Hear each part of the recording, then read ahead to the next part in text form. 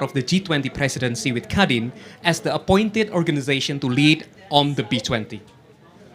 B20 Summit will take place between 13 and 14 of November 2022, just before the G20 Leaders Summit in Bali.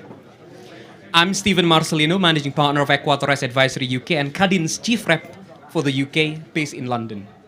I had a pleasure in seeing a strong trajectory of Kadin and World Economic Forum relations since the launch of the WEF Indonesia System Value Report on Energy Transition in Glasgow during COP26, where the Indonesia CEO delegation led by our own Pak Arsyad, Bu Shinta, and also Pak Nindya Bakri. And we're now at an interesting point that we're at the midpoint from Glasgow at COP26 and about 5 months to go to B20 Summit in Bali.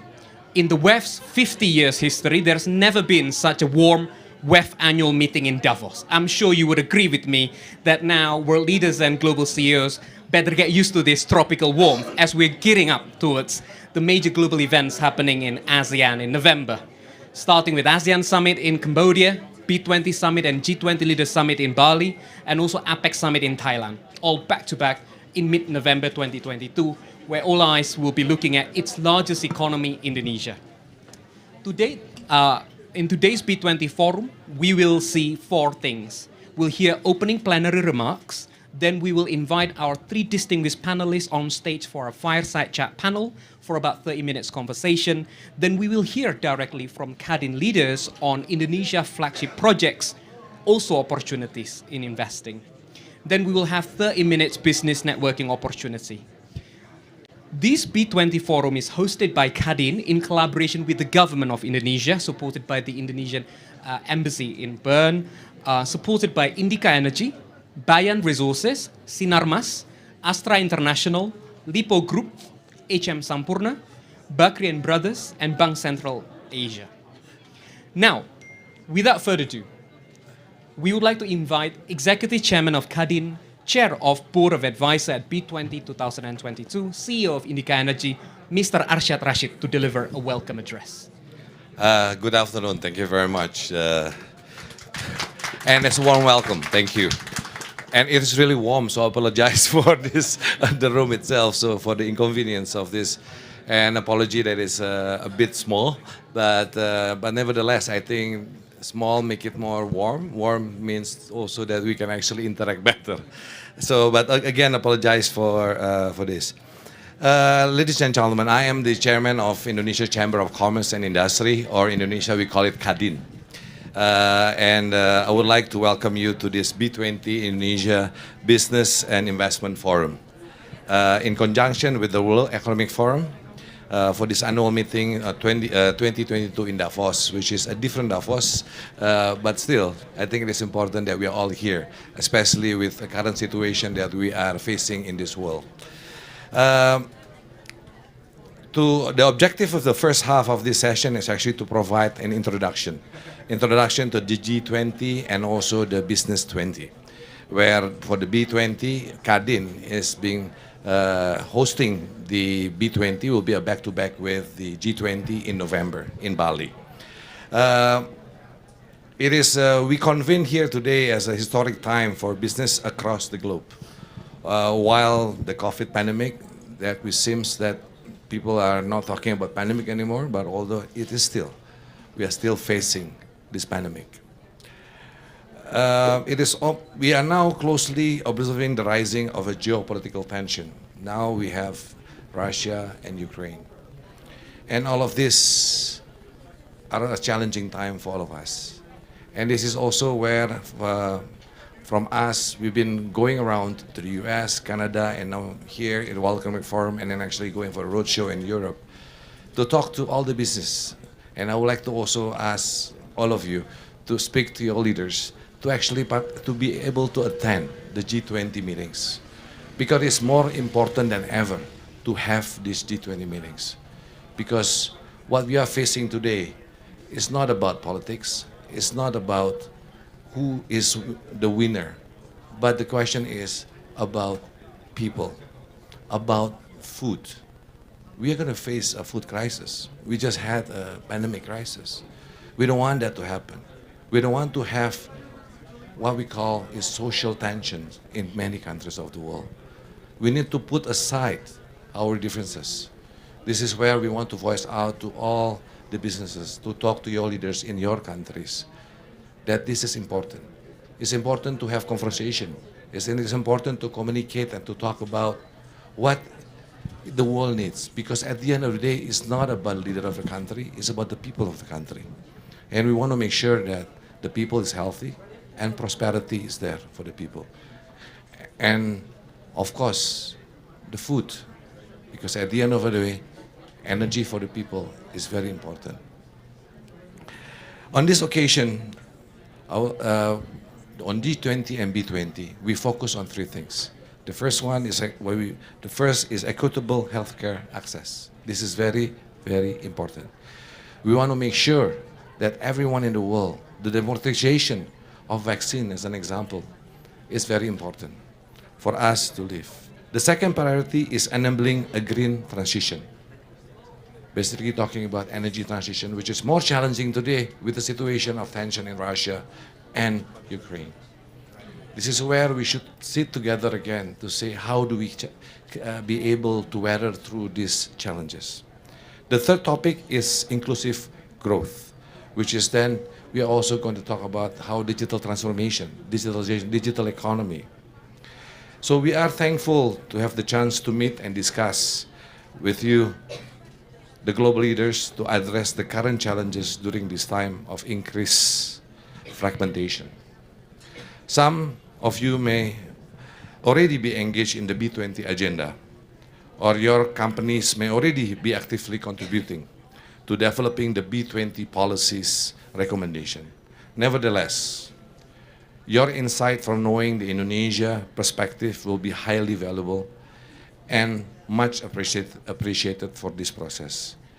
Next, I will have Ibu Shinta, who is the chair of the B20, the woman leader of Indonesia, to present to you about the B20 in Indonesia, and also to talk about later on the investment opportunities. We'll be discussing about what we can offer in Indonesia, but the key factors is that we would like to invite all of you for this B20 and also G20, that it is very important again to meet and to have conversation, because what we are facing is a big challenge for the people of the world. With that, I would like to present Ibu Shinta to next. Thank you very much. Okay, thank you very much, Pak Arsyad. And before we start, actually, we were going to start with a video presentation, but I would like to recognize the attendance today of our own ambassador, Indonesian ambassador for Swiss, who's been a big supporter for us here in Davos, Pak Mulyaman Haddad. Please stand up, Pak. Thank you very much, Pak Mulyaman, to be here, to show support to all of us. So let's start with presenting the video of B20. The world is changing at unparalleled pace. We are facing increasing pressure from global challenges. Despite these challenges, our world has made great strides in advancing growth. The global economy is recovering, and this is our chance to shape a better future for our planet and our people.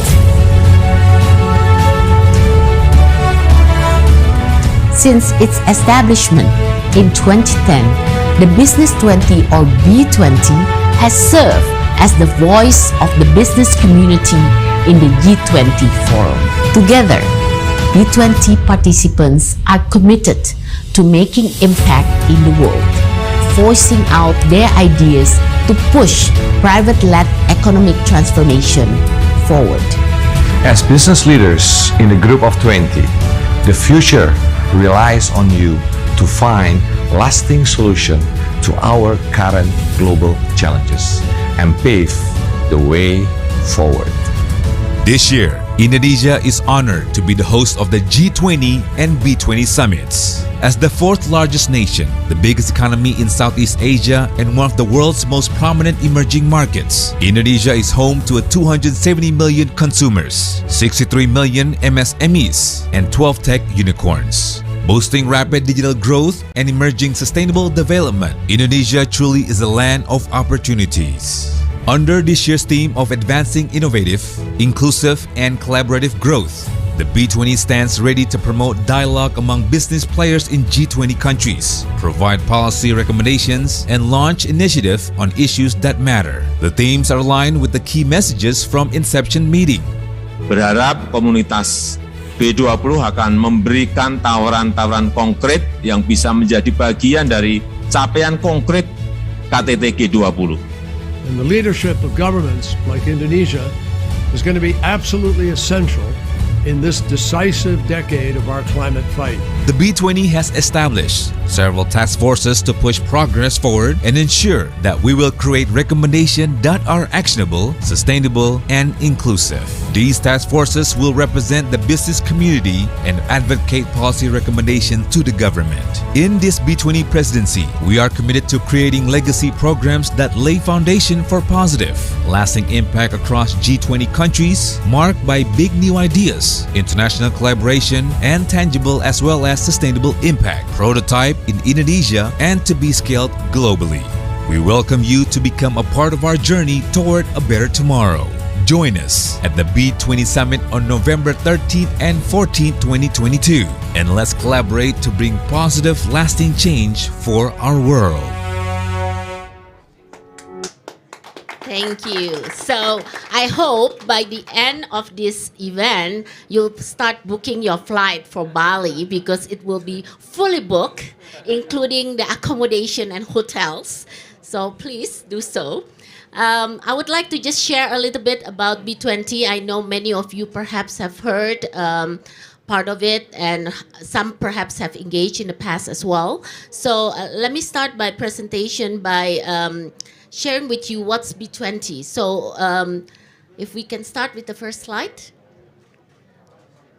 Okay, so first slide, please. The B20 actually is the business engagement group of the G20, but I would like to perhaps also highlight here, as business, our group consists of all the business leaders across the world. So for the B20, we have actually beyond the 20 countries, we have also business leaders from different other countries outside of the B20.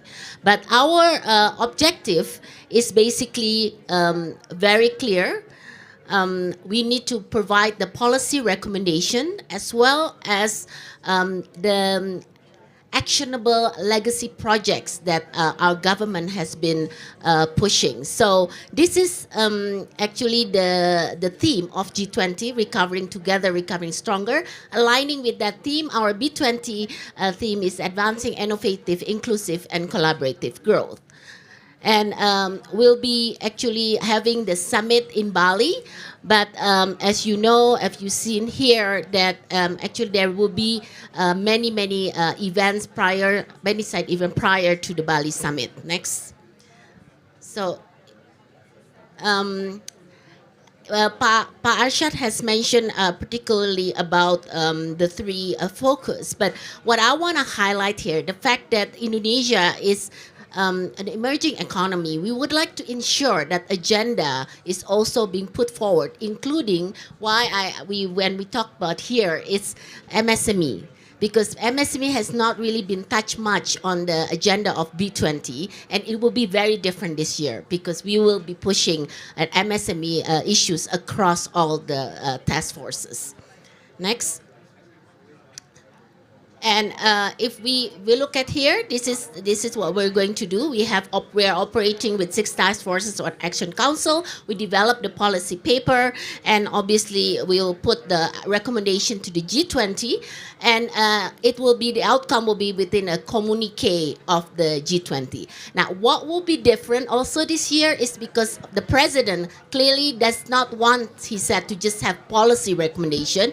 We will have our outcome legacy project will be put through when we submit also the policy recommendations. So this is the governance structure. Next, the governance structure of the B20.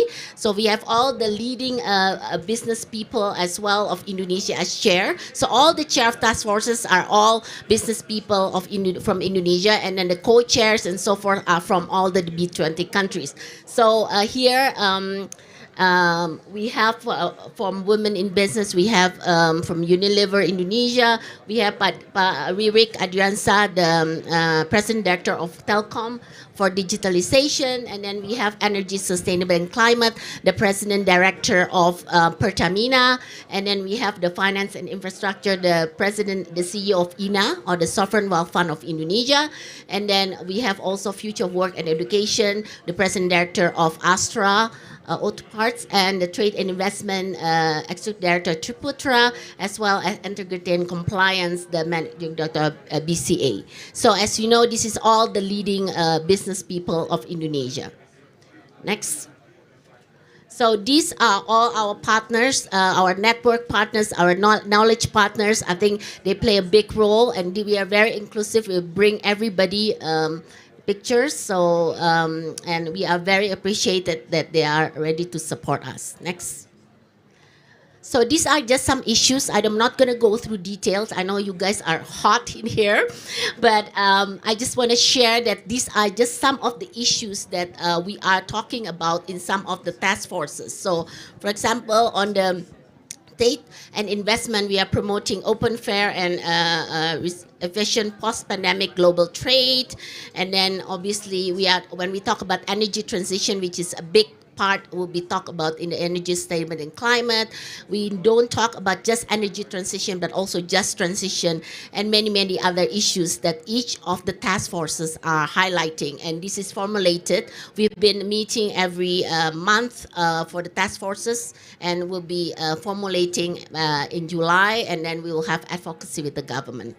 So if we look at here, this is next slide. I would like to share with you importance. We have now, actually now we have over 2,000 already registered for our B20, and we have 1,200 in the task forces. And I'm so proud of this because actually we have 37% female, which is the largest ever for B20. So I'm very, very proud to share this. And we have over 40 countries and over 15 industries. So really, really very, very inclusive and representing countries. And next slide, I want to share some of the people that are joining our community. Our latest one is Mr. Elon Musk, Elon Musk from the US has agreed to join us in the B20. So we want to bring as many global leaders as possible. Whatever conflict is happening in political level, in the government, the business will still move on, and they are all committed to come to Bali in November. So you've seen many of the names are actually participating also in the WEF Davos this year. Next. So these are the three issues: the global health, digital transformation, and energy transition. And all of the three issues, we will have legacy projects. So the legacy projects that we will have. Next. So if you see here, I wanted to just share with you some of our legacy projects. For example, we'll be launching the Global Center of Common Trading Excellence. And this is to really drive and increase the cross-border common trading through one center of excellence. And I think we want to have a platform in which all countries, we talk about standardization, we talk about carbon market. So this will be also launched in the B20 as part of our legacy project. Besides that, obviously we have also on the inclusive growth aspect, the MSME, we are scaling up our small companies into mid-sized companies, and we have a program called Wikino, Online Knowledge and Resource Platform, and this is really to accelerate the growth of our MSME. And we also have the One Global Women Empowerment with the Setting Up Accelerator Program for 1,000 women-led MSME in 5 elements: digital capability, funding and investment, technical support, and also policy and knowledge sharing. Besides that, we also have on the global health side, we are pioneering developing the PPP program to minimize the TB spread, and pioneering cross-border strategic partnership model for establishing a vaccine production hub. Now, besides that, I'm also proud to say, I don't know whether Sherry is still here, but we are also joining forces with THK Forum to do the blended finance. So there will be announcement on the global blended finance alliance in the B20 as a joint cooperation with THK Forum. And there will also be fund that's being established, whether that's climate fund on blended finance as well as the health and many others. So this is very exciting time for us to have the partnership, whether that's government, multilateral, as well as corporate funding, as well as also family offices, obviously. Okay. Next, I just want to share that there are many side events that's happening prior to also during our summit in Bali. So we have the seminar workshop, we have business matching, we have many other things, including investment visit. So what will be interesting, and we will share it on the second part of this session, is we have ready pipeline investable projects.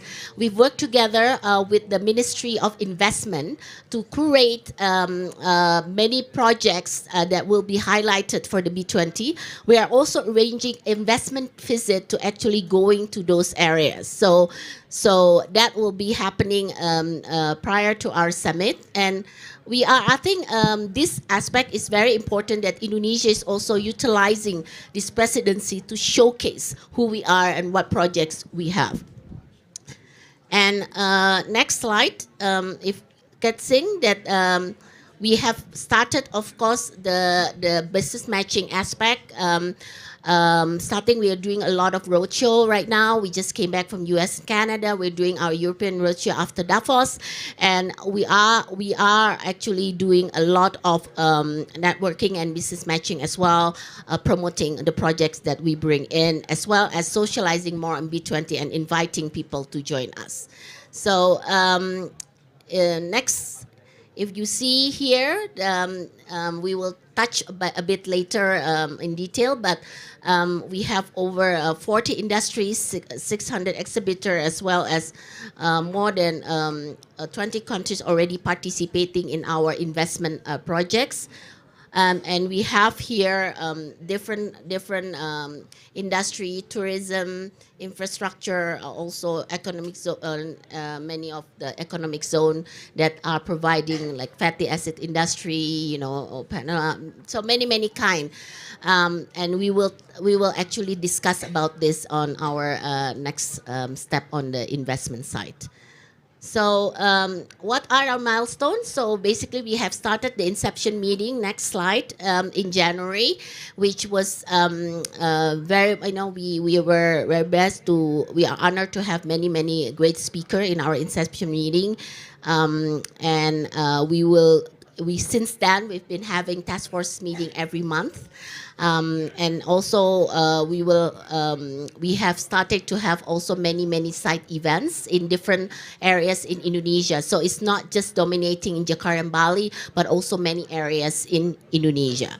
And we will have, starting in July, we will have the policy advocacy dialogue, so B20 G20 dialogue. So we've been working with the G20 working groups. And why? Because we want to ensure what we prepare, the policy recommendation, will actually be used by the government for the communique, will be included the communique. So our job is not just to provide and prepare the policy, but actually to advocate the government to ensure that this is going to be included. So we have the policy dialogue, and obviously we have the B20 summit in 13 and 14 on November. The next slide, I want to show you that actually while you are in Indonesia, you don't just attend the B20 summit, but we have many activities, including the investment summit, in which we will announce also many deals happening on 10th November. We have the Bloomberg New Energy Forum. We have also the Trihita Karana Forum. And of course, we have the World Economic Forum as well on table. and the B20. So there are many activities happening while you are going there. You can participate in many of this event, and obviously the site visit and invest matching that we will be doing. So that's more or less of our program for this year. And again, we really would. Why, if you ask why you should join B20, I think the next slide will share with you. First is obviously we want to be included in shaping the key policy priorities. Of course, opportunity to network, not just Davos. I think in Bali, you'll be meeting with a lot of the global leaders. So Indonesia, after B20, will be chairing ASEAN also next year. So will be exciting time. And also, of course, gaining more many exposure to investment opportunity. And I think our Minister of Investment had already mentioned that the government will facilitate. So all this investment will be given special facilities, not just tax holiday allowances, but also, assist in terms of licensing and so forth. So it will be, I think, a fast track investment process. And of course, building the international presence and recognition through participating in the World Premier's Business Forum. So, I'm here like a salesperson, but in actuality, what I really need to do is for you to help us in promoting B20 to all your colleagues, your partners. Please, we would like everybody to come and join us in Bali. Thank you very much. Thank you, Madam Chair, B20. And I think certainly we'll hear more from you on this red carpet special projects that you'll be presenting very shortly. Now, before inviting our panels, I would like to invite Anindya Bakri, B20 International Advocacy Caucus. The picture is there, up there. Chairman of Supervisory Board of Kadin, CEO of Bakri & Brothers, to provide an opening remarks as a prelude to our panel session. Mr. Anindya Bakri, over to you. Thank you, Pak Ambassador, Pak Chairman, Ibu Chairwoman, and ladies and gentlemen, thank you for coming to this event. So we certainly bring the sunshine here. You can imagine if we can bring sunshine to Davos, we can bring sunshine to Bali for sure, right? Now, I guess I would like to just focus on 3 words. One, as you see from Ibu Shinta, we're all very excited about B20 alongside with G20. We have started to promote our effort actually starting last year, right? Among others, because one of the 3 platforms that we're pushing is the energy transition. In the middle of cold Glasgow in COP26, Pa Arshad and Bushinta and myself led a delegation to go there. Right? So when everybody's talking about $100 billion of the developed market coming or not to developing market, we actually launched ourselves the first ever Indonesia Impact Fund, right? Just to showcase that this is something that we want to do, and we want to scale it later on in G20, B20. So we are all very excited. So for all of you revenge travelers, right? Bali is going to be a good one, and I think you can also make a difference, especially right now. Number 2, I would like to also share that we are all very grounded, meaning we are very clear that the world is not an easy place, like what Pa Arshad is saying. The food crisis is imminent. The fuel crisis is there, and let's hope that we can manage it well so that there is no social political crisis, because we have enough that we have seen today with the war, Russia, Ukraine, and so on. So when we are doing this B20, G20, we know there are going to be a lot of challenges, conflicts, but for sure, if we got the support of all of you, and please share with all of your leaders, I think we can do it. We always are proud with this term, Bhinneka Tunggal Ika, which is unity in diversity. So this is the time that is best time, I think, to make sure that we are united, right? Because this is not for only Indonesia. Indonesia will be the president of G20 this year. Next year will be somebody else, in this case, India, and so on and so forth. But we want to make sure that we can make a little impact, to the world. Yeah. And lastly, I guess ambitious. We want to be ambitious. So, for example, on renewable energy, I think over here and over there, we have a lot to offer. You know that Indonesia has large tropical forests, mangroves, peatlands. So when it comes to possibility for carbon reserve, we have it. But in order to make carbon reserve to something of good projects, we need to work together, right? And the second thing, also still on the topic, electrification. We have a lot of the raw materials, let's say nickel, and we want to process it to something that of use, but not just process it just like that. We want to do it in ESG way, using renewable energy. So might as well do best of both worlds while we are at it, right?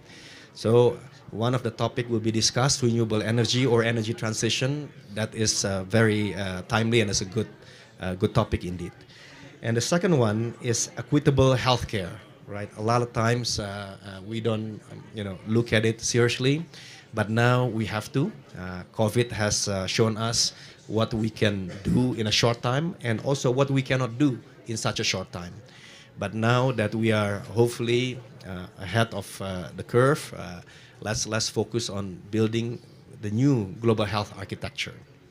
So we hope Indonesia can, who knows, have a global preventive medicine program, right? We talk about COVID, but even tuberculosis, like Bushinta mentioned, dengue fever, flu, a lot of the tropical disease.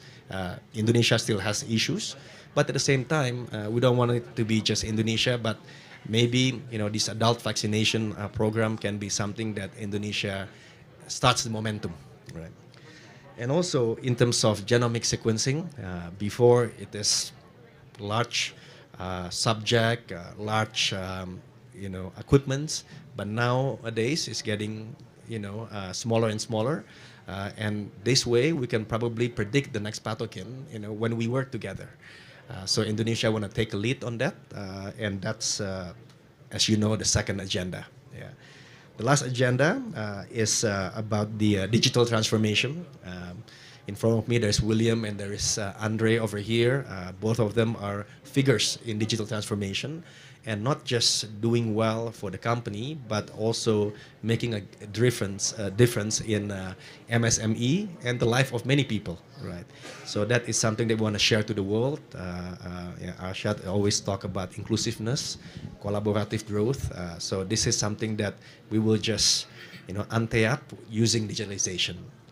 So I guess that's my remarks. So we're grounded, don't worry. We're not like, just up in the sky, but we're ambitious and we're excited. And we would like to have a chance to welcome all of you in Bali. Thank you. Thank you, Mr. Bakri. I think with this note, we'll hope to invite you back very shortly. Pak Arshad, Bushinta, thanks again. Welcome back. And allow me to invite three of our distinguished panelists. Marie-Ange Sarakayao, Gavi Alliance Managing Director of Resource Mobilization, Private Sector Partnership and Innovative Finance. They'll talk about equitable global health. Fantastic, Marie-Ange. Then we'll be joined by Paddy Padmanathan, CEO of ACWA Power and also B20 Co-Chair of Energy, Climate, Sustainability Task Force Green Transition. Thanks, Paddy. And also William Tanuwijaya, CEO and co-founder of Tokopedia, now part of GoTo Group. Also a young global leaders of World Economic Forum. Please join us. Let's give a warm applause to our distinguished panelists. Fantastic. Now, I also would like to sort of turn to Marie-Ange first. But before turning to Marie-Ange, I would welcome everyone to thank Gavi Alliance for their leadership on COVAX, alongside with CHEPI and WHO, whereby together COVAX has donated more than 1.5 billion doses of COVID-19 to over 100 countries in such a short amount of time. Thank you again, Gavi. Now, we're gonna go straight to questions because we only have about 30 minutes with this distinguished panel speakers. Marion, keen to hear your thoughts on what are top issues that G20 countries must address to ensure equitable access to vaccine and preventive care, especially in the global south. Over to you. Can you hear me? Okay, yes. Good. Well, first I want to thank the organizers, really, and Indonesia for its leadership on the G20. I think I want to, to echo the previous speaker. If it's, if it's Indonesia that brings the sun to Davos, I'm ready to vote anytime, every year, for Indonesia to be the G20 leader. But first and foremost, I think the G20 is already doing a lot. And I want to start there. I mean, I think the results that you talked about earlier that we have been able to do collectively as a community has been made possible first by the financing that the G20 has provided to Gavi, COVAX, WHO. It represents 85% of the 13 billion that we have raised to go through that endeavor, and also the leadership. The president of Indonesia co-chaired with the German chancellor and the African Union chair, Senegal, in a very important summit to get the resources and to get the attention at a time really when, as we know and as you mentioned earlier, people may feel that the pandemic is over. It's not over because we know that the virus mutates, and basically every 4 to 6 months we do see spurs, and it's very important. Luckily, the science has helped a lot and has provided us with vaccines, but effort needs to be continued because they are not equitably distributed, and we still have a part of the world that just has 17% fully vaccinated population. So where the G20 is very important, let me start. I think what we have learned through this pandemic is that actually a lot of the assets that we needed to get moving were existing. And actually they exist in G20 countries. The infrastructure, the vaccine expertise. We have a large base of manufacturers in G20 countries, particularly in emerging markets, the human resources, and also the private sector. And so what we have done in a sense is build on these assets and make sure that they come together at the right moment to actually be rolled out just-in-time production and logistics. I love that the B20 talks about the global value chain. So it's really how we put all these things together. But I want to be clear that it exists, and it exists in G20, and there's the leadership there. I think the other important thing I want to emphasize is that a lot of the G20 countries, I hear a lot about diversification of manufacturing, but actually it exists already. There's already a big base.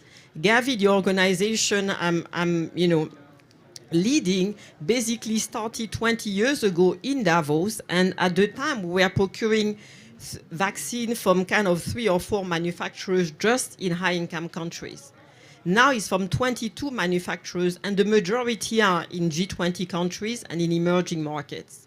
So Indonesia, for example, we are already procuring measles rubella. This is like the most contagious, disease, much more than COVID-19. So it's how we build on this to go to the next phase. Because what we have learned also is that it's actually what we build in between pandemics that help us jump again and have this surge capacity. So it's not at the moment of the pandemic. It's because we invested together in health systems, and a lot of the countries in G20 are actually champions of immunization, much more than in higher income countries. And it's really from this base and the network and going from there. And there really, of course, the private sector is very important because vaccines alone are important, but it's how you distribute the vaccines. The logistics, you have great logistics companies going from, the production to the logistics, Data tracing, we have worked a lot with AI companies in G20 countries, to see how we can trace better, because, a pandemic is fine, but the best way to actually cover ourselves is to know who has been vaccinated, being able to trace using the data analytics. And so we do a lot of it with some of the companies that are here. And of course, even the logistic, getting to better drone delivery, but also to be able to go to remote markets. So I think, in a sense, what's very important, and another point that was raised by the chairwoman earlier, is how we create these networks, really, because the B20 is about a network. So how we create a network that goes from the global to the regional to the local, so that we are able to roll out the vaccine or any other healthcare tool, and being able to, in a sense, benefit. Because the other thing, of course, is when you think about a global solution, you need to think ahead of time that is global. So this to say that a lot of the asset exists. So now what we need, and we hope working with Indonesia, especially and the B20 through that process, and I will be going to some of these meetings, so I really want to be able to connect with you all, is how we connect these networks so that we basically leverage them and be able to have the right solution at the right moment. But what's important is that it's not because we think that the pandemic is over, it's actually continuing building and using it as a portfolio for a lot of other health services, not just the COVID-19, but the other vaccination or the other disease, as was pointed out. Absolutely. Thanks, Marianne, and hopefully that's give a good teaser on the focus on global health. And talking about COVID-19, if I can turn to William and then turn to Paddy, COVID-19 has certainly accelerated digital trends, Will, right? With more MSMEs, companies gone digital during the pandemic time across G20 countries, including Indonesia. Keen to hear your thoughts, Will. What is one of the top issues that G20 countries must address to better support MSMEs as well as female-led MSMEs to digitalize and support their digital journey? Over to you. Thank you, and thank you for having me. So before the pandemic, one of our biggest challenges is actually how to change the mindset of micro entrepreneurs, small business owner, that digitization is good for them, that they can address consumer that they previously cannot reach and so on. But then when pandemic comes, that mindset change happens almost instantaneously. The reasons why is because of the necessity, right? With the social distancing, a lot of lockdown, they have no choice. A lot of business owner, small and big, then start to go to the digital as a the digital transformation just happens rapidly. But on the other side, there's a lot of people losing their jobs as well. When they're losing their jobs, and it's not easy to find a new jobs, then this type of digital marketplace create opportunity for them to become a micro entrepreneur for the first time. Barrier of entry is very low. They can just keep trying and error and so on. Now, after more than 2 years, we are seeing pandemic happening. We don't see issues on digital transformation, but we start to see if a challenge of this micro entrepreneur to scale their businesses.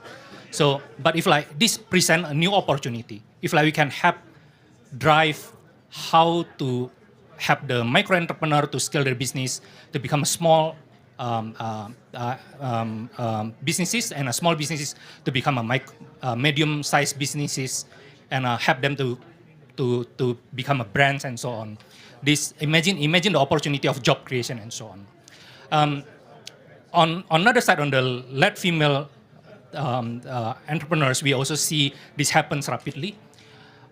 Stay-at-home mom, a lot of success story on our platform is actually come from the stay-at-home mom, right? The flexibility of a digital marketplace is they don't need to open the business on the 9 a.m. to 5 p.m. The time is very flexible. So this type actually create a lot of success story. But if we can actually bring this success story and to to become contagious, right? So we are talking about virus being very contagious, but we like create this all success story of like micro entrepreneur inspired more maybe people in like different emerging market to see, oh, there's a success story like that. They can also replicate that success story. I believe that this is what we need. It is a challenging time, but we actually see in the past 2.5 years, it's actually a lot of like success story like this, and we need to actually tell this story to the world so we can actually see more success story like this. Fantastic, and I think it's great that seeing how digital platform like yourself and GoTo really support these MSMEs, not just in Indonesia, also across the region, and hopefully inspire others as well. We'll come back to you as well, Will, on some of the digital journeys. Now, turning to Paddy, you're co-chairing B20 task force as well. Paddy, you're seeing a lot of the discussion. It would be great if you could share a bit of teasers on how, some of the key barriers for G20 economies in achieving just and affordable net zero transition, especially in the global south, experience in Saudi Arabia and Middle East, and maybe in Southeast Asia, which you also operate. Over to you. Thank you very much. Delighted to be with you. Thank you for including me in this discussion. So energy transition is probably the biggest opportunity that is ahead of the world, that's going to span not just a few more years, but possibly well into the next 2 decades. And it's not a case of we have to do it, we will do it. There is no choice, mainly because it has become, not only because of the climate challenge, but it has also become such a cost competitive solution. The challenge today, as we see it, as we operate in so-called emerging or developing markets, is that the pace at which technology has caught up, has delivered solutions, has reduced the cost, it's been so fast that there is a level of lack of understanding, lack of belief that this can be done, that it is being done. So just so that even for all of us in the sector, it's very difficult to grasp the point. Just in the last 7 years ago, in the emerging markets or in the developing world, for all of us who are lucky enough to have electricity, and not all of us are lucky enough, the average cost in this part of the world, not this part of the world, but that part of the world, is something between $200 to $300 per megawatt. Just keep that in mind as a number. Just in the last 7 years, when the sun is shining and when the wind is blowing, and before people say, oh, but what happens when it doesn't, please focus on the piece. When the sun is shining, wind is blowing, we are using a lot of energy. In fact, we wish there's air conditioning here today, for example, and the sun is shining. That energy, today, we can deliver at $30 and less. In countries like Saudi Arabia, it can be $15. In a little bit sort of, lesser developed markets, it's $30. That's it. Now, can you imagine the transformative impact of such a low-cost input that absolutely fundamental for economic development and for social prosperity? When the price was 200 or 300, you took it at 200 or 300, what you could do with it was very limited. You can't create much more economic value because it was already very expensive. But when you get it at $30, exactly like the cell phones that everybody now carries, even those without electricity carry it. Why? Because it has become so cheap, and the multiplier impact it has on their lives, whether it is for using it to pay for everything, whether using it to trade and so on, is so significant. Electricity is going down exactly the same road. It's just that we haven't understood it. Policymakers haven't understood it, haven't recognized it. The enabling policy measures are not being put fast enough. And to be fair, I come from the private sector, we haven't understood it. We are sitting around having discussions about, oh, we need to de-risk the developing countries. No, sorry, it's already been de-risked. When the energy is being given at such a low value, the default rate is going to be very low. Of course, when it was 200, you were happy to have it for a few weeks, and then you ran out of money. When you get it at 30, You have it, you start creating value out of it, you will never let go. So I think we need to understand also about $150 billion of money is going into developing countries. $1 trillion needs to go. And to be fair, bulk of that money that's going in is from the IFIs. And it is very expensive even from the IFIs. So even in the international financial institutions are not recognizing it. So I think the opportunity we have, given such a low price of energy, inclusive transition is very possible because we have a lot of room. To transition, we need people. It's not machine-led, multiplied. And the money is there, available in massive pockets across the world. Thanks, Paddy, and I think that's an encouraging sign and a little teaser on what B20 will deliver this year. And I think we're very thankful to have three of you been involved in B20. Now, I'm actually keen to pick up a few questions from the audience. For those of you sitting or for those of you there, maybe Noto, if you can help handing over any mic, would love to sort of take any questions from now. But just before going to the audience, and please prepare your questions because it's very rare that we have such distinguished panelists with us here today. Just a very quick, rapid, one-line sentence around how do you see sort of B20 giving policy recommendation to the G20 Leaders Summit when you stand, in November in front of the G20 leaders in Bali? Maybe Marianne, one-liner. I think be as specific as possible and come. I think I like that you came with some projects, so probably really having a couple of them and really get their endorsement there, in a sense to move to implementation. That would be my recommendation. Thank you. And of course, health. I hope health is one of them. I know there's been a lot of dialogue on health, but it's really the implementation piece. Now that you have the mic, Paddy. Yeah, thank one you. Liner. So, one-liner. So what I think we should be showing is, we should be showing leadership in action. Yeah. To show what we are doing so that it can be done, so that people can replicate at scale. Absolutely. Will. I'll borrow the mantra of our president, recover together, recover stronger. Well, I like that. It hasn't been mentioned yet today. Well, this afternoon, that's good. I think that's a great short liner there.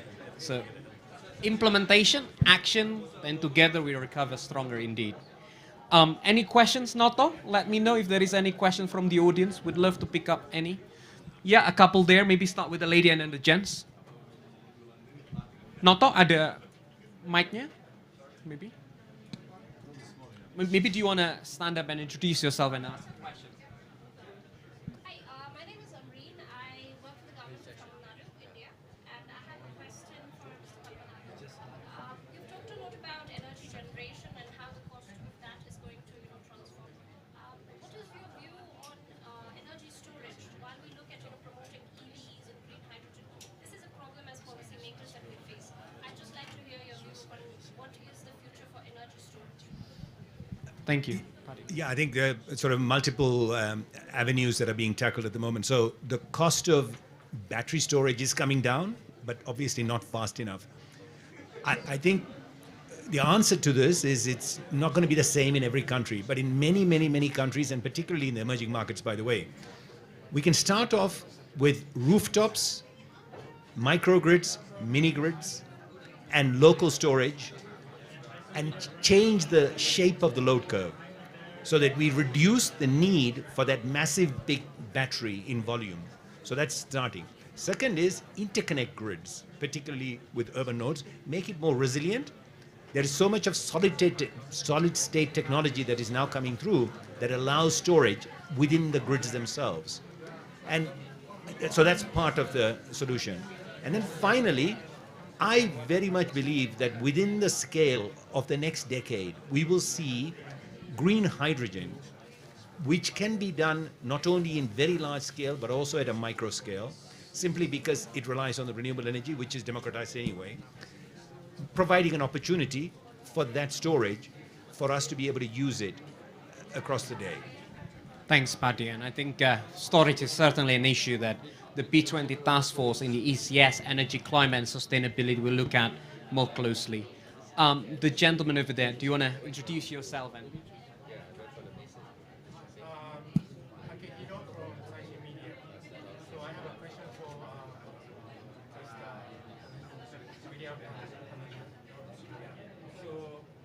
China, so we have big tech companies like Alibaba, Tencent, Baidu, Pinduoduo, and else. And if we look at Southeast Asia, we have, of course, Grab, GoTo,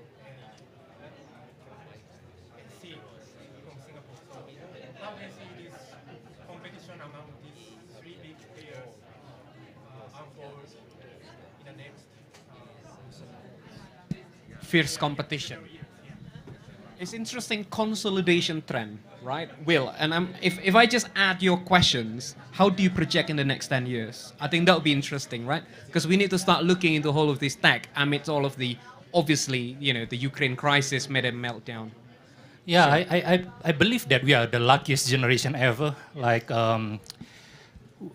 for example, GoTo. We born in emerging market. Like Gojek is a product of urban traffic jam Jakarta. People need like two wheels, motorbike solution, right? Tokopedia is come from this rural part of the 17,000 island Indonesia. If like you live in a small remote area, you don't have a shopping malls, but with Tokopedia, then you have access to any goods and so on. So this type of unique innovations are actually inspired by decades of innovation come from US, China, and so on. So I believe despite all this like giants competition is borderless, right? You're building technology companies since day one, connect to internet, you need to be ready for the global competition. But that competition actually drive new innovation, right? So I think that's the beauty of it. I believe that we are the luckiest generation ever. And for example, during this pandemic, last week we just celebrate 1 year anniversary of Gojek merged with Tokopedia, two largest technology company from Indonesia, combined force together, creating a unique combination that is complementing each other. In one company, you have a mobility, you have a e-commerce, and you have a payment and financial services as one. And we hope that in the past 2 decades, if like we see this China big tech that you mentioned on the early days, they are inspired by the US type of innovation.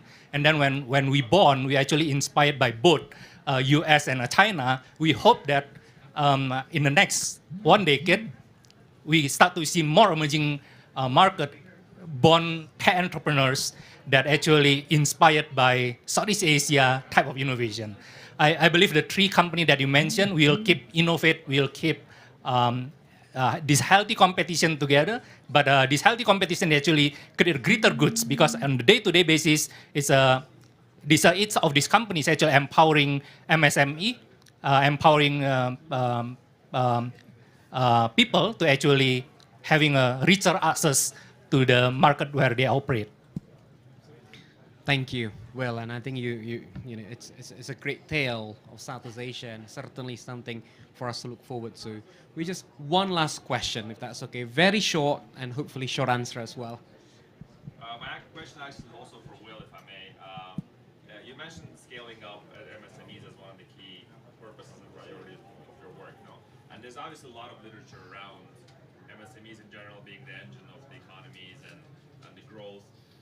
What for you are the key levers or key elements of scaling up of MSMEs? On this part, we actually need combined effort from the government, for example, how to shape a policy to have digitalization on all the licenses needed.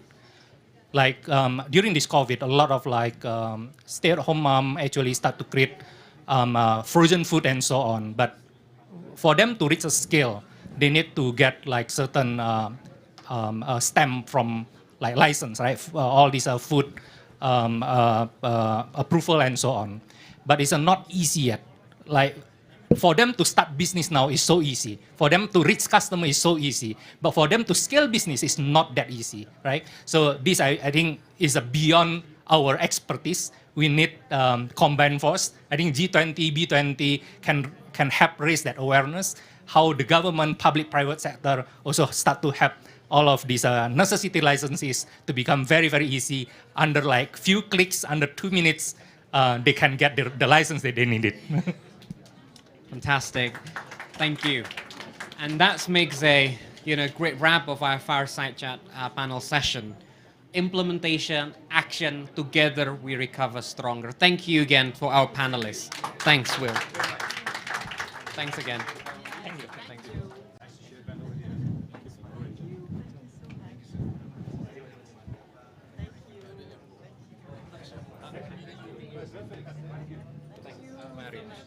And now, as mentioned by Chairwoman Shinta Kamdani on B20, it's really a fantastic opportunity for us to present some of the ready projects that Kadin, in collaboration with Ministry of Investment, has presented, as well as later I'd like to invite back to the stage Mr. Arshad Rashid, Executive Chairman of Kadin, as well as Shinta Kamdani, as well as Melissa Stark, Accenture Managing Director, Lead for Global Renewable Energy and Energy Transition Services leads to the stage. And also encourage everyone who still, we are not yet at the networking session, so I'd encourage everyone to come down and to join us.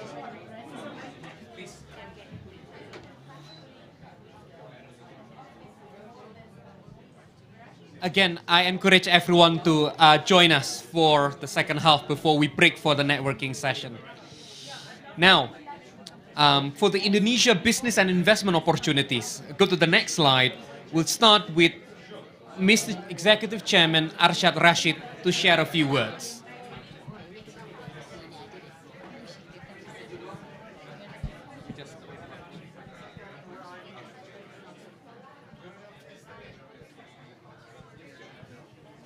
Hi. Just join us on the main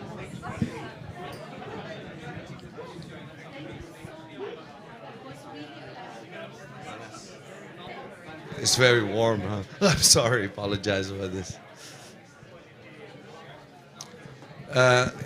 Thank you very much. Just like to go over about the Indonesia business, also in investment opportunities. Can you get the next slide, please? First slide.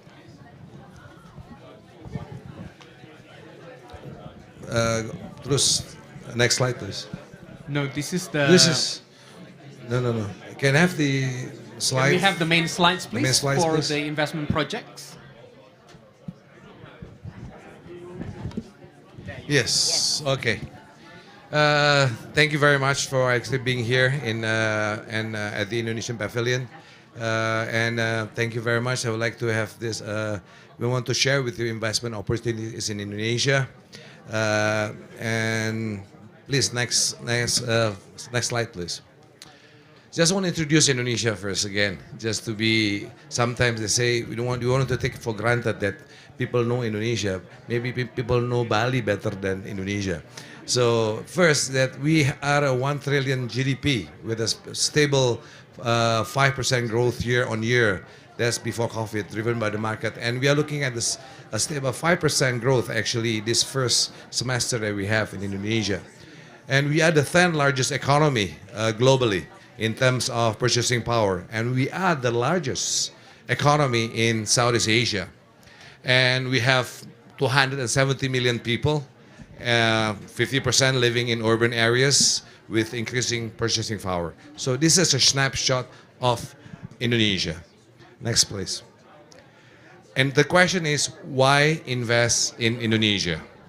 First, we have a growing domestic market. Again, 270 million people, the 4th largest globally, and upcoming demographic bonus. Second, we have abundant natural resources. Just imagine, if you think about electric vehicles, you think about batteries, think about Indonesia, because 30% of the world's nickel reserve is in Indonesia. We have high potential in ecotourism. We, Indonesia, have committed to a net zero emission by 2060. And we have a nature-based betterment solution. Third, we have improving investment climate. This is the new Indonesia. We are politically stable. We have done since 1998 till today elections. And look at the election. People think Indonesia will be divided. But what happened? President Joko Widodo invited his contender, Prabowo, to be part of the government. And as a statement, they both joined in and now part of the government. So we have shown democracy in Indonesia and democracy with a direct election. We have also ongoing reforms to improve ease of doing business. We have actually issued a new law. We call it the Omnibus Law, which is the law where we want to cut all the red tapes. Just now, I think before I spoke, it was William who says, how can we make a click? With one click, everything is there. That's the hope, but we are trying our best. We are moving into that direction. We have attractive investment destination. I mean, in 2020, we have 30 billion FDI and a 20 increase from 2019 and 50% increase from 2018. And on trades, actually, we break the records last year on trades. And just imagine Indonesia, for example, the furniture. In Indonesia, the industry of furniture never before have orders from the US and other countries of furnitures. And they were like, cannot be coping up on this production. So we have attractive investment. We are an attractive investment destination. Next, please. Indonesian government have put, as I said just now, various incentive facilities to provide favorable investment. First, say on the various fiscal incentive, income tax, holidays, and reduction scheme. We can talk about it. I mean, Kadin working closely with the Ministry of Investment. We are here, private and the government working together. We have also tax allowance scheme. We have import duty exemption for selected categories. We have tax facility for R&D. You know that every dollar you spend on R&D, we get five times tax deductible, as an example. Vocational investment, something that we believe we have to invest in our human capital. And this is the part that also how we want to make sure vocational becoming what we say is the Indonesian way. Not just, we look at Germany, we look at Swiss, this is an opportunity. This is where Indonesia is going to be. Ease of doing business facility, one-stop service by BKPM, and also you can talk to us also. We can share with you what's happening in Indonesia. So this is the new Indonesia. We have a green lane accelerated customs. We have additional facility for economic zones, which we are now creating. We have 19 special economic zones, 4 free trade zone, and we have what we call the new Bali. Bali has been focusing on tourism. We want to make sure now Bali focus also on digitalization. That's something that we want to see. But the most important, Indonesia is open to discuss options to further improve Indonesian climate. Let's talk. What do you need? What is needed? We want to be there for you. And here I'm saying, I'm from the private sectors. I'm the chair of the Indonesian Chamber of Commerce and Industry. So I want to speak from our heart. We say what is right, what is this. We complain. We tell the government, we are the strategic partner of the government, we say this is something we need to improve, and the government listens. And so this is what I think also very important, the new Indonesia, what I said as Indonesia Incorporated, where the private sectors and the government are working together. We want to bring investment. We want you to come to us. We want to have a red carpet for you. Next, please. And on this, I would like to give the floor to Sinta. And actually to talk to you about some of the investment opportunities, but not only, this is only some of it. We are making our books of investment. We are making investment trip in Indonesia. You can talk to us, you can talk to BKPM, you can talk to the ambassadors. You know, we are all working together. And this is where we believe we are the new Indonesia. So let me give the floor to Sinta. Please, Sinta. Thank you. Thank you, Parshad. So today we're just going to give you a glimpse of what we have on the pipeline based on a lot of interest also from many investors that we talk about. So Pak Arshad has shared with us the potential of Indonesia investment growth. Allow me to continue with the exploration of two key business opportunities that we, the Indonesian Chamber of Commerce and Industry, is pushing forward, especially with the momentum of our presidency this year. We have variations of a line of investment projects, starting from ecotourism, renewable energy, blue economy, and a new development of which I believe you have all heard, which is the Nusantara New Capital City. So let us start with the first one, which is the Likupang Ecotourism. So this is the largest, with its largest archipelago and thousands of islands, Indonesia is also blessed with a tremendous chance of growing its ecotourism, sharing, of course, the beauty of the country's sea, forest, island, culture, and of course the people. And the government has designed several spots as the special economic zone of tourism, including Likupang. This is located in the north part of Sulawesi, and this area is very much fit for conservation resort, culture village, and right now is developing a 5-star hotel, sports center, and many others. So if you look at the on the right side, that are some of the investment details that they are looking at. They have a conservation area that they're working with the Wallace for the conservation project, and I think this is a very huge opportunity for if you really want to go into ecotourism, and this is going to be integrated, including electricity source and so forth. And the next slide is on the Tanjung Lesung. I think Tanjung Lesung is a tourist area located in Pandeglang, Banten. It's right at the west wing of Jakarta. And this tourist area also covered 1,500 hectares, is a special economic zone on tourism. And this is apart from sport tourism, the area is also very much exposed to the rich local and authentic culture. I think this is fit to explore the combination of culture and environment. And Tanjung Lesung also is located not far from Jakarta.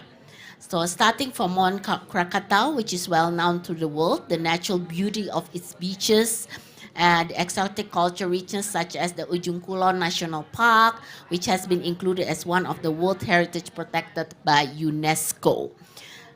So this is Tanjung Lesung, and you can see all the details. Of course, this is just the highlight. We have all the details on the business plan.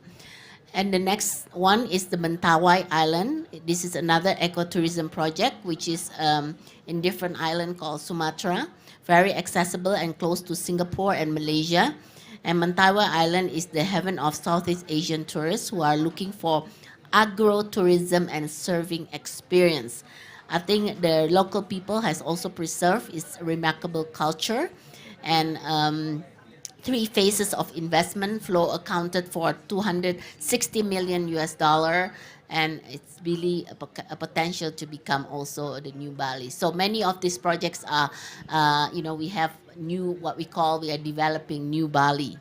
The next slide is 1,000 Village Initiative, and Indonesian government under President Jokowi is promoting the national inclusive economic development through a stronger village-based growth.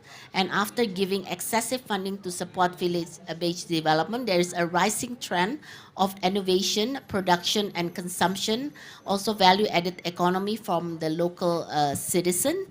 And I've heard many stories of how village has enabled more job opportunity, gain more income, and raise the quality of its human resources. And of course, the villages needs more energy to support the growth. So aligning with Indonesia energy transition, villages are directed to utilize more renewable energy, such as solar panel and battery, within the rural electrification program. In many parts of Indonesia, solar panels are really promising, giving to its long sun-covered area. And the equitable energy access is our top priority, and we hope that such initiative will be able to also support our economic rise. The next slide is East Sumba Solar, and still under the context of energy transition. East Sumba is the eastern part of Indonesia, and this is extremely potential for solar panel.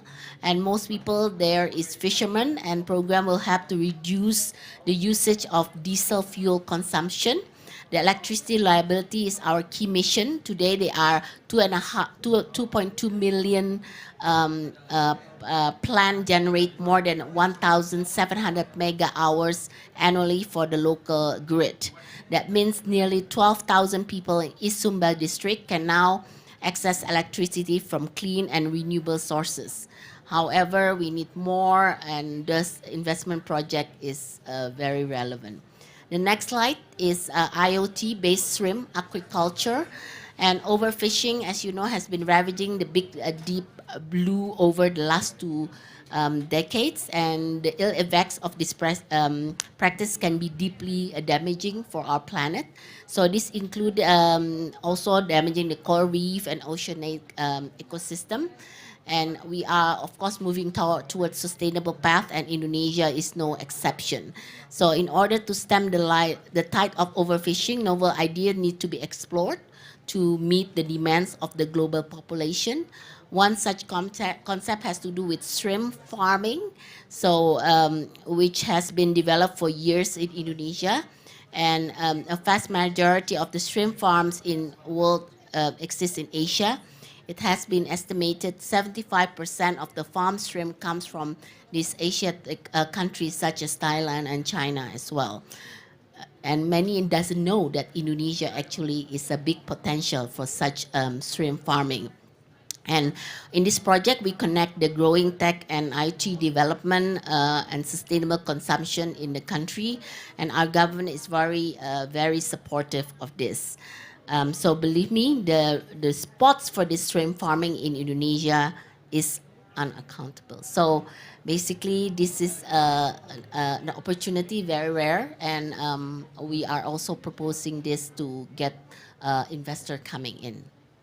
I think that's okay. Next one is the new capital city. So what are we doing in the new capital city?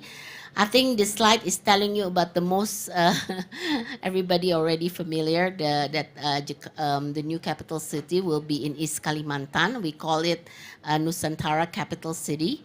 And business sector and Kadin has been asked to also organize and support this agenda. And IKN is envisioned to be a new engine for, of course, Indonesia development, and in particular infrastructure, energy sources, and people mobilization. And the new capital city is aimed to be the center of sustainable society, smart city, and supported with innovation and eco-friendly development. There are many rooms to open for this new IKN, and I'm delighted to bring you to the gate of the future collaboration. So we have a special task force in Kadin to identify all the opportunities in the new capital city, and we will be happy to work with many of you who has interest in this. So let me close this presentation by thanking for your time and energy for listening to this presentation, and I would like to expect that you will come back to me with a lot of questions, and I'm indeed keen to explore them with all of you. And some formats of our collaboration is presented here in the slide, so please don't hesitate to contact us. We have in Kadin the business service desk, which really do mainly promoting all the investment for Indonesia, and we obviously would love to hear more from you. Thank you, and I think Melissa is next with the special. We have a special cooperation with the World Economic Forum, special partnership, and Melissa will share with us the projects. Please. Great, thanks, Shinta. You saw a couple of the projects there that Shinta touched on. The solar projects were there. Just really quick. So I look after renewables and energy transition services for Accenture, but I'm also a platform fellow for the Energy and Materials Group of the World Economic Forum. Justine, who actually leads this work, is sitting right there. And so I'm very pleased to represent the project, which is the collaboration between the World Economic Forum and Kadin, to identify projects that meet Indonesia's energy transition and climate goals that we can really get ready to announce at the B20. So what I'm going to do is just take you through 3 projects today that we've identified. Maybe we can go to the next slide. And so this is, you can move that next one after that.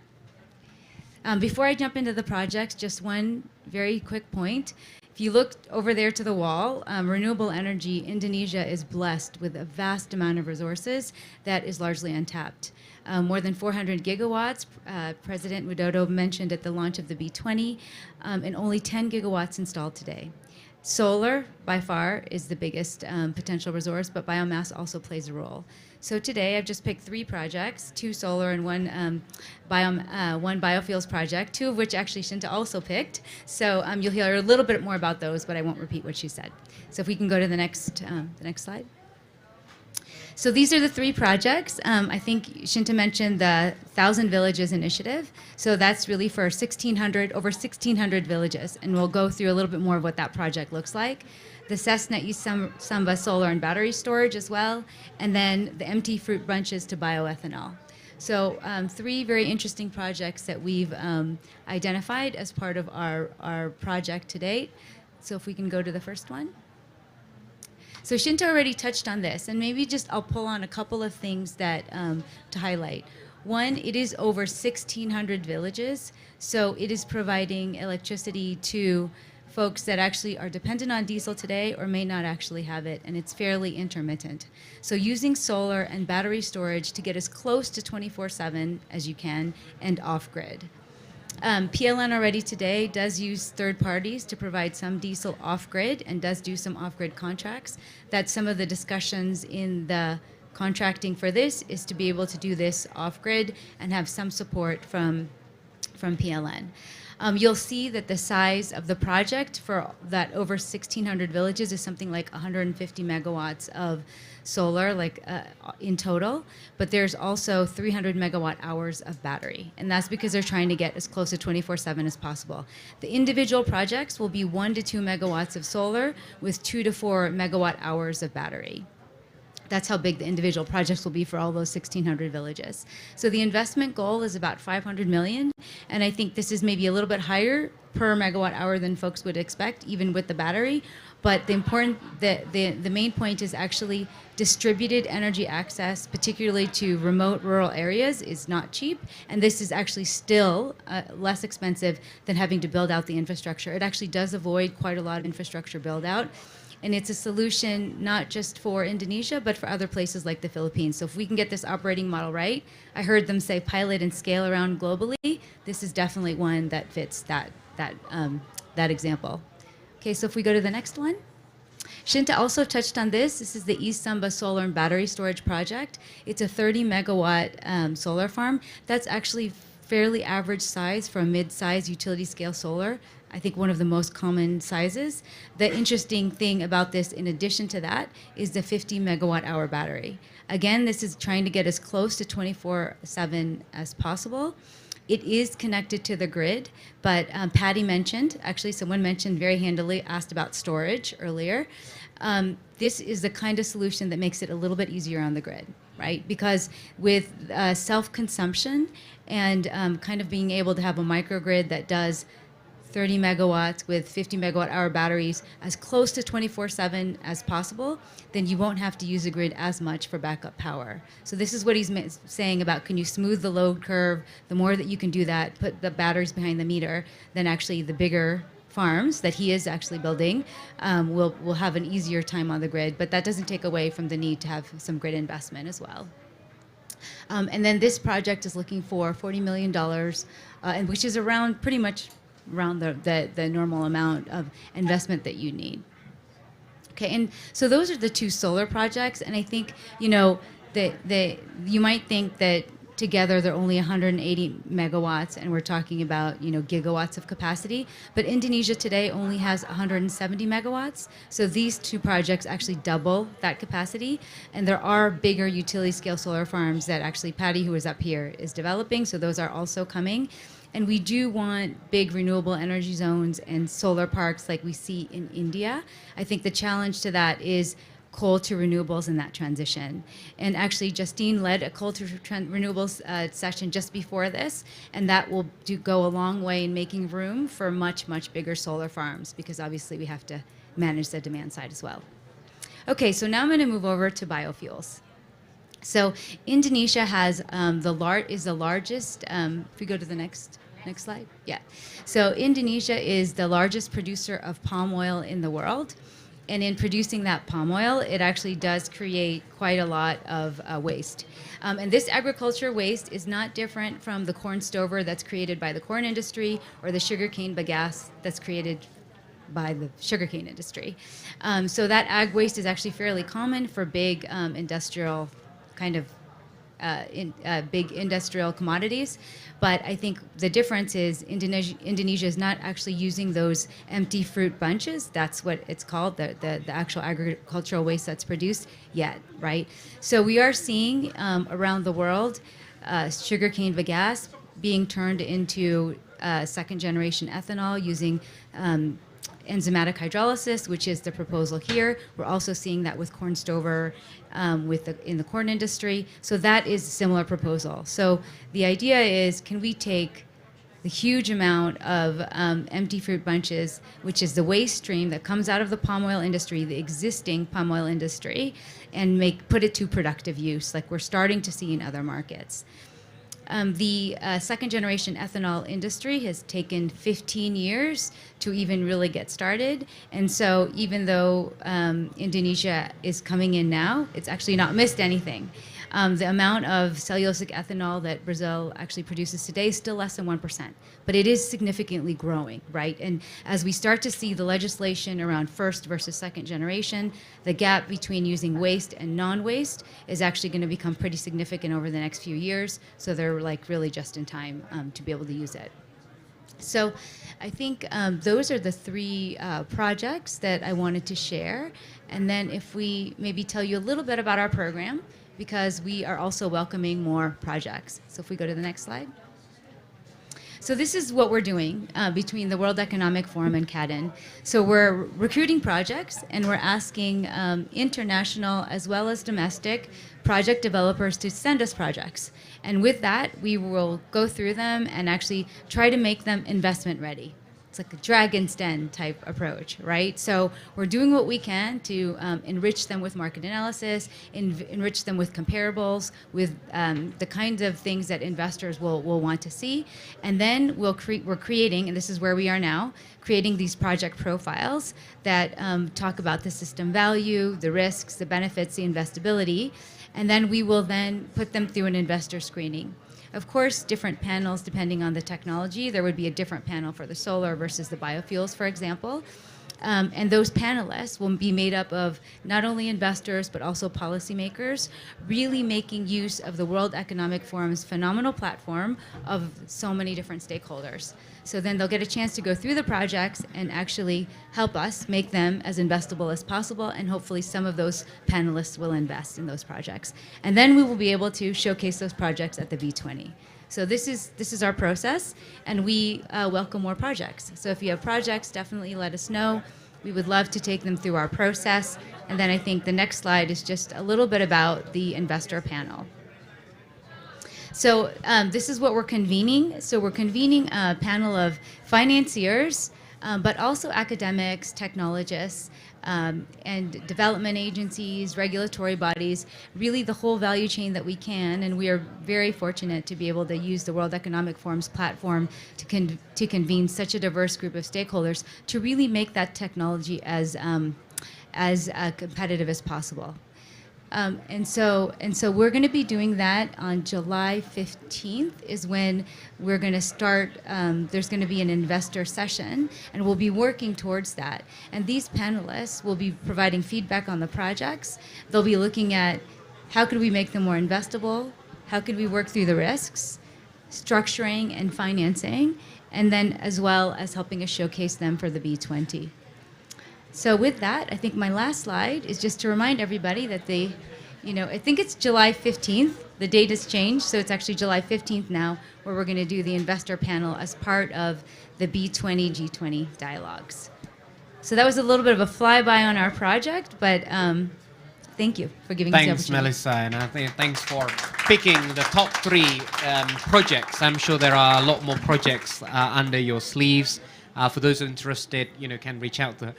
I've been told by the organizer that the time is almost up because we have half an hour business networking, which probably will give you the most value because, you know, here we have Pak Arsyad and Bu Shinta, the two people with unparalleled access to Indonesia government. Really, whoever you want to connect, both of them actually have the gateway. When Bu Shinta talk about the gateway, she is not lying. And also, perhaps just a little note, I know that there was an email, right, communication at Kadin, but I would highly, highly recommend WhatsApp when it comes to dealing with Indonesian stakeholders. I'm sure here people would, you know, be happy. I know there is Bu Helga, Bu Katrina, and, you know, all of us here would be able to get you plugged in with the business desk of Kadin.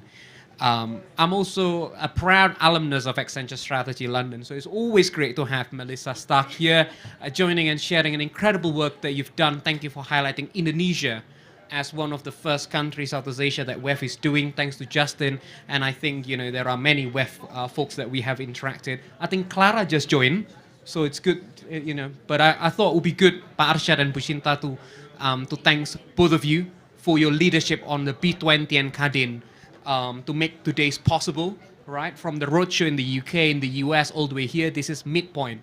We're going to get serious. I also want to thank to Mbak Patricia, Mbak Maria, Noto from the team, to make today's possible, as well as Accenture and WEF to make today's possible. And with that note, I'll also lastly thank you to Ambassador Mulyaman Haddad on the Indonesian Embassy in Bern to facilitate us in Indonesia Pavilion with the Indonesia government and also the Minister of Investment to make this possible. Let's stay connected and feel free to get in touch. Again, thank you everyone.